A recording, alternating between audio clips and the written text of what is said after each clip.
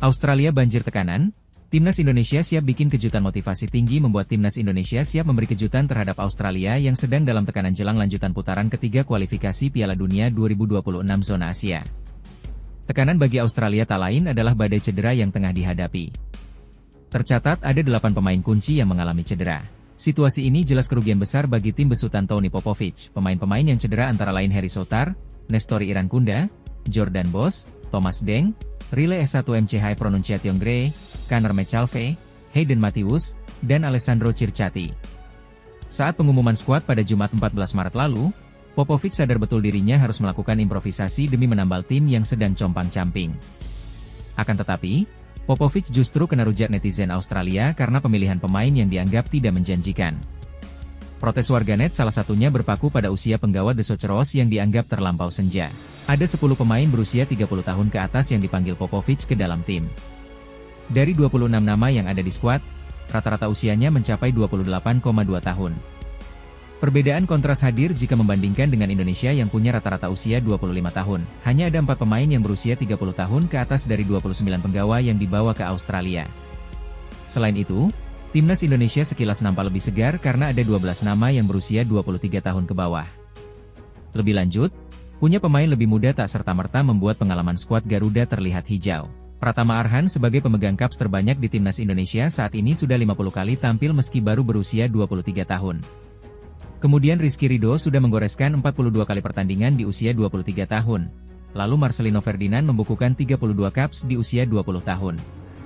Rafael Struijk sudah 22 kali bertanding di usia 22 tahun. Sedangkan Australia, pemain yang sudah melampaui lebih dari 50 penampilan seperti Aziz Behich, Jackson Irvine, dan Matteo Leckie seluruhnya sudah berkepala 3. Dari aspek ini, wajar jika kubu tuan rumah menerima nyinyiran karena faktor usia. Tekanan lain yang dihadapi tentu saja ihwal rapor pertandingan. Meski perkasa di putaran kedua kualifikasi, Australia ternyata inkonsisten di putaran ketiga. Dari 6 laga yang dijalani, hanya 1 kemenangan yang bisa dipetik. Australia kalah di laga pertama putaran ketiga kontra Bahrain, kemudian ditahan imbang oleh Indonesia pada laga kedua sekaligus membuat pelatih mereka kala itu, Graham Arnold mengundurkan diri. Sempat bangkit dengan kemenangan 3-1 atas Cina di laga ketiga, namun Australia justru bermain imbang di 3 laga terakhir secara beruntun. Ini membuat tim negeri kanguru mengemas 7 poin. Melihat rapor, Indonesia sebenarnya tak lebih baik dari Australia. Sebab tim merah putih menelan 2 kekalahan, 3 imbang, dan 1 kali menang sehingga memperoleh 6 angka. Namun kemenangan 2-0 atas Arab Saudi seakan jadi gong bahwa Indonesia punya modal besar untuk bersaing. Kondisi skuad yang lebih komplet dan minim cedera membuat kejutan dari tim tamu bisa saja terjadi dalam pertandingan ini. Pertandingan Australia versus Indonesia bakal jadi momen berharga 5 pemain yang baru bergabung di skuad Garuda. 5 pemain yang dimaksud adalah Emil Audero, Dean James, Joey Pelupesi, Ula Romeni, dan Septian Bagaskara. Untuk 4 nama pertama adalah pemain yang baru menyelesaikan proses naturalisasi. Sementara nama terakhir baru dipanggil ke tim senior usai menapak Timnas Indonesia Junior.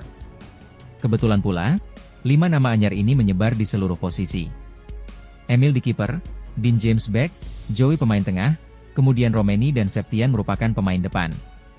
Bukan tak mungkin sebagian besar dari mereka bakal jadi starter lawan Australia, namun tentu saja, pemilihan pemain jadi hak prerogatif pelatih dalam hal ini Patrick Kluivert. Ia yang paham kebutuhan tim dan akan menyesuaikannya dengan stok pemain yang ada. Siasat Kluivert tentu begitu dinanti. Tapi persoalannya, laga ini juga akan jadi debutnya sebagai pelatih Timnas Indonesia. Sudah begitu, persiapan yang dimiliki juga begitu sempit. Ia hanya punya rentang waktu 2 bulan untuk membuktikan kualitasnya sejak pertama kali diperkenalkan ke publik pada Januari lalu. Juru taktik asal Belanda itu berkejaran dengan waktu karena hanya punya 4 hari efektif dalam menyatukan persepsi sebelum hari pertandingan. Pemain mulai berdatangan sejak Minggu 16 Maret waktu setempat. Sedangkan jadwal Australia versus Indonesia bergulir pada Kamis 20 Maret. Kluivert yang butuh penyesuaian diri sekaligus juga harus mengadaptasi pemain-pemain baru. Kluivert harus bekerja taktis dalam menetapkan komposisi pemain di tengah persaingan pada posisi krusial. Pos penjaga gawang jadi salah satu tugas yang berat untuknya. Saat ini ada 4 nama yang masuk ke dalam skuad, yakni Emil Audero, Martin Paes, Nadeo Argawinata, dan Hernando Ari. Dipastikan hanya 3 kiper yang masuk ke dalam skuad final. Kemudian Kluivert harus memilih satu pemain sebagai pilihan utama. Opsi mengerucut pada Emil Audero dan Martin Paes dengan segala keunggulan yang masing-masing dimiliki pemain keturunan Italia dan Belanda itu. Kluivert harus jeli dalam menentukan pilihannya. Lalu di bek kiri, kehadiran Dean James juga memperkaya opsi. Pilihan kuat mengarah antara James atau Kelvin Verdong. Keduanya punya karakter yang mirip, gesit dan eksplosif. Sementara di sektor tengah, besar kemungkinan Joey Pelupesi akan jadi tandem Tom Haye. Meski belakangan Ivar Jenner jadi pilihan, Kluivert butuh duet pemain berpengalaman untuk menghadapi Australia yang kaya asam garam pula. Di lini depan, Ula Romeni punya kans besar untuk debut karena Ragnar Oratmangoen harus absen satu laga karena akumulasi kartu. Pos penyerang sayap kiri diperkirakan bakal ditempati pemain Oxford United itu.